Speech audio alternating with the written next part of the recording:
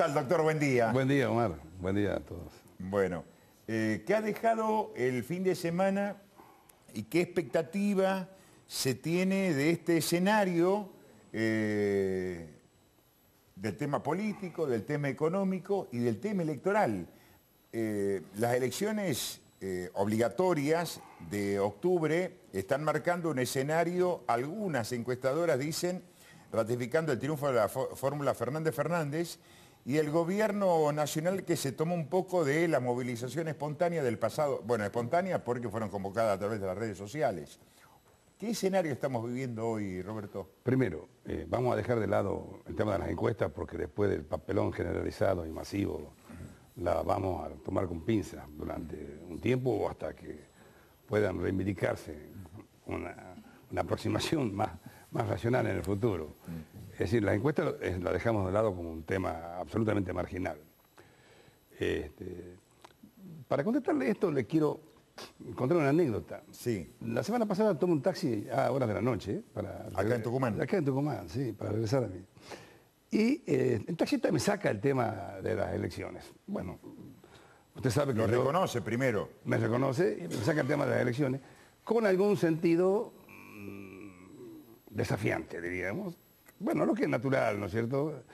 Entonces, en un viaje que no era largo, era 8 minutos, 10 minutos, le explico que hay que tener mucho cuidado cuando votamos únicamente con la emoción, cuando votamos con la bronca, porque votamos únicamente por cuestiones circunstanciales y perdemos la capacidad de planificar el mediano y el largo plazo.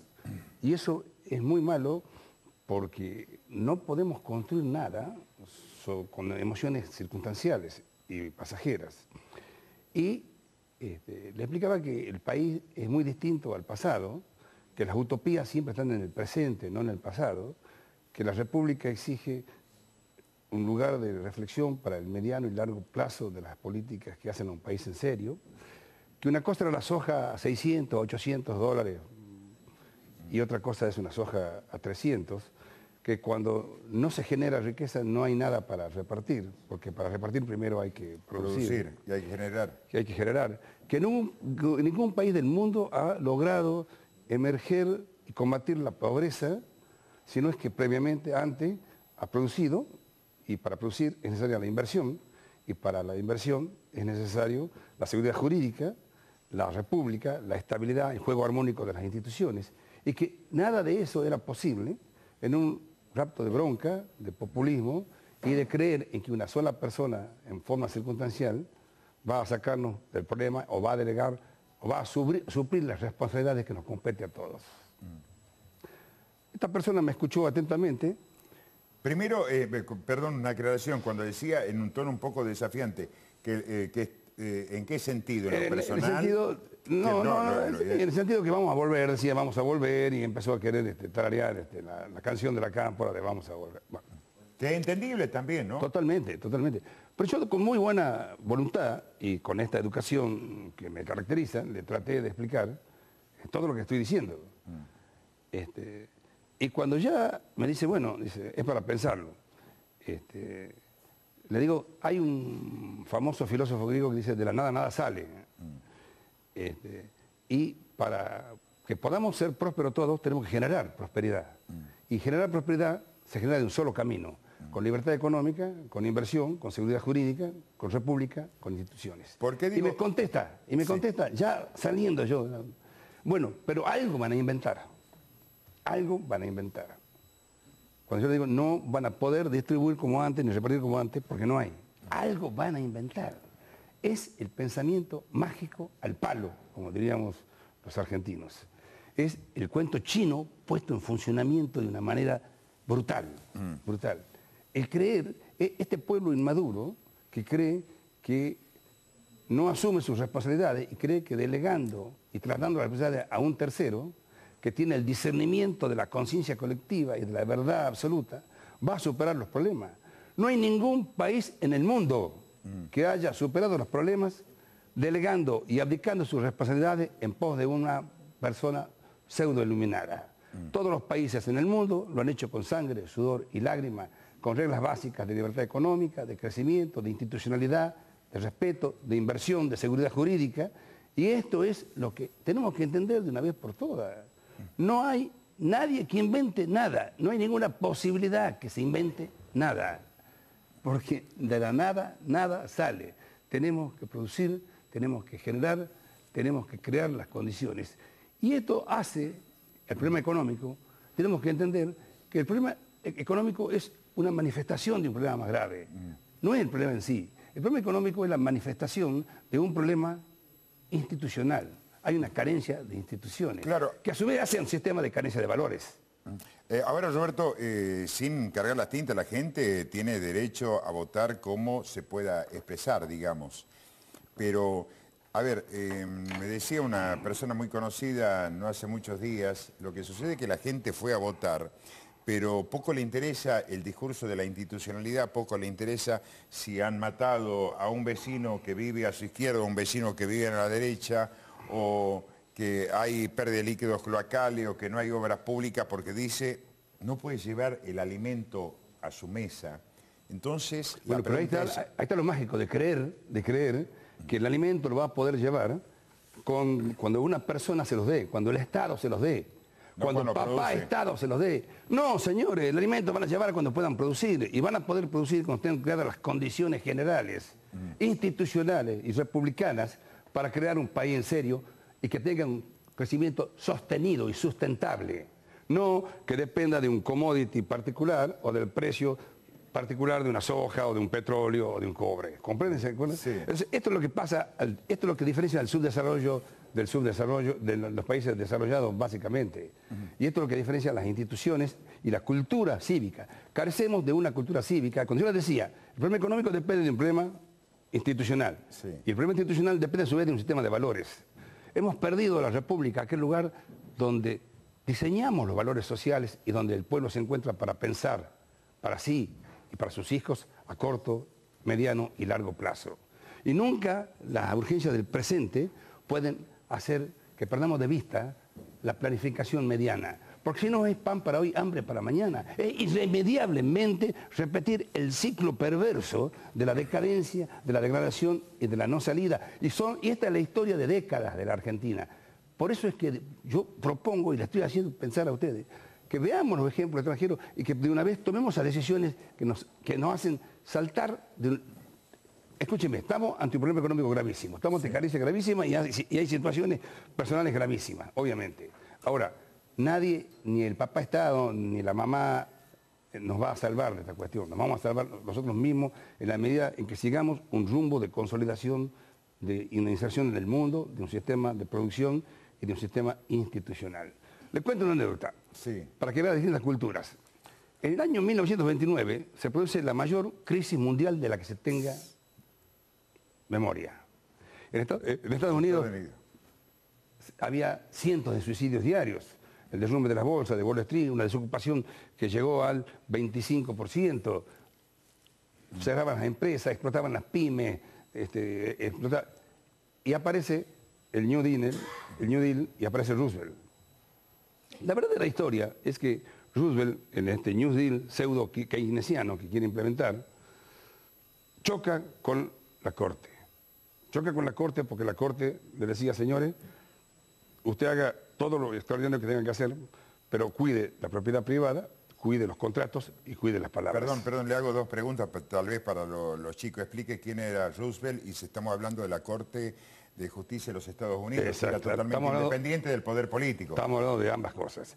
Por eso ahí cómo funcionan las instituciones. Era un ejemplo para que entiendan cómo funcionan las instituciones. Entonces Roosevelt, apoyado por la opinión pública que quería medidas extraordinarias ante la debacle económica mundial en general y particular de Estados Unidos, establece una serie de medidas como expropiaciones masivas, corralitos, confiscación de depósitos, subsidios para transformar la producción, impuestos temporales.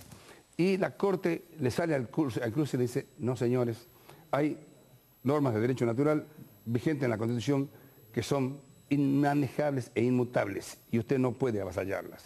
¿Qué hace Roosevelt? En un primer lugar intenta embestir contra la Corte, no lo consigue, y después imagina ampliar a la Corte, llevar de 5 a 9 miembros para conseguir... Yo pensaba que era una idea argentina. No. En todos lados del mundo se cuecen habas, ¿no es cierto? Y trata de, por ese lado, conseguir la mayoría que él quería. No tiene el apoyo ni de su propio partido, ni del Partido Demócrata.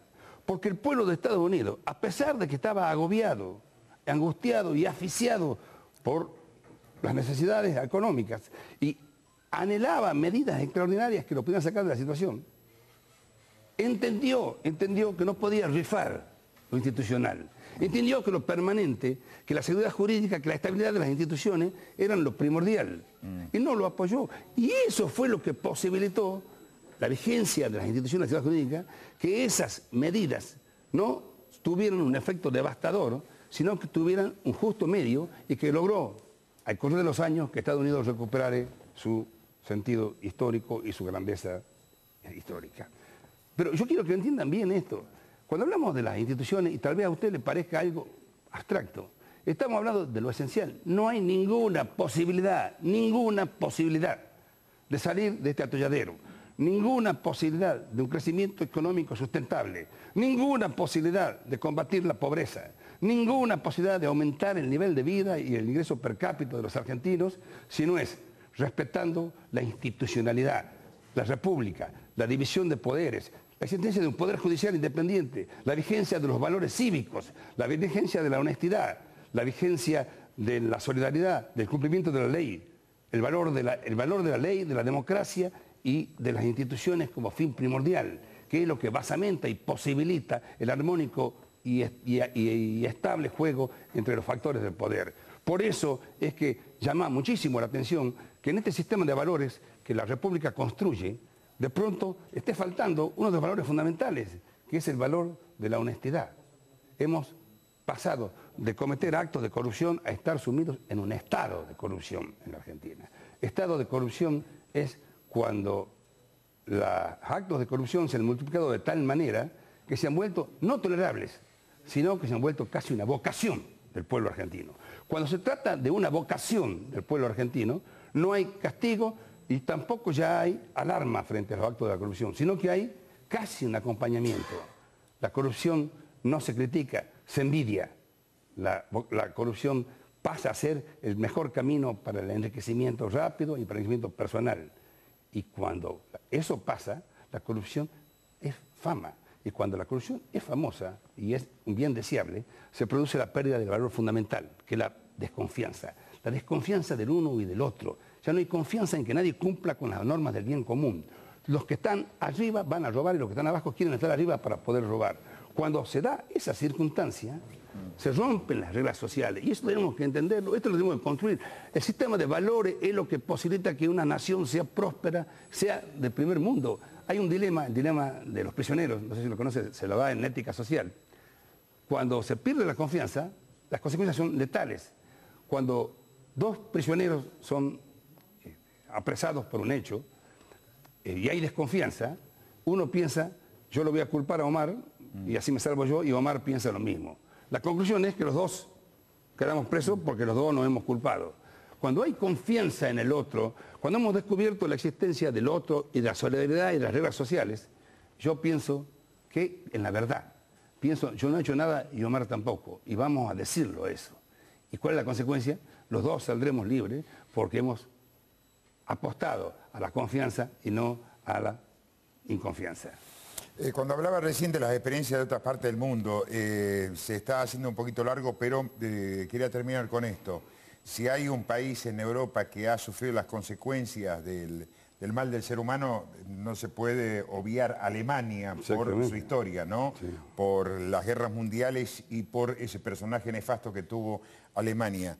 Estaba escuchando las dos caras de la moneda de la realidad de Alemania, hablando acerca de la fortaleza.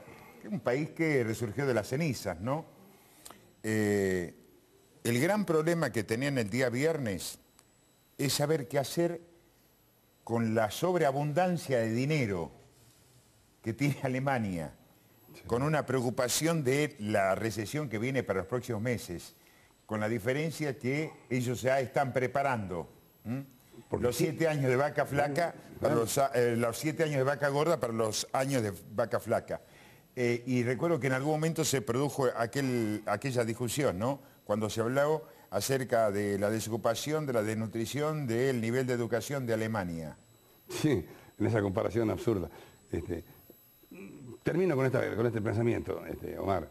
El jueves se cumplen 209 años del nacimiento de quien fue sin duda uno de los más grandes pensadores y patriotas tucumanos y argentinos, Juan Bautista Alberdi.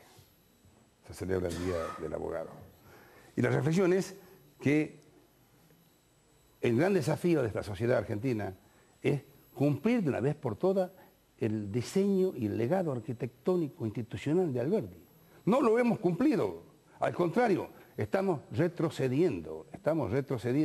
Y ahí estamos viendo los intentos de un Giardianelli, de una Conti, de una Añona y de tantos otros que incluso quieren destruir este diseño constitucional y reemplazarlo por un sistema en el que el Poder Judicial deje de ser un poder y se constituya en un simple servicio de justicia.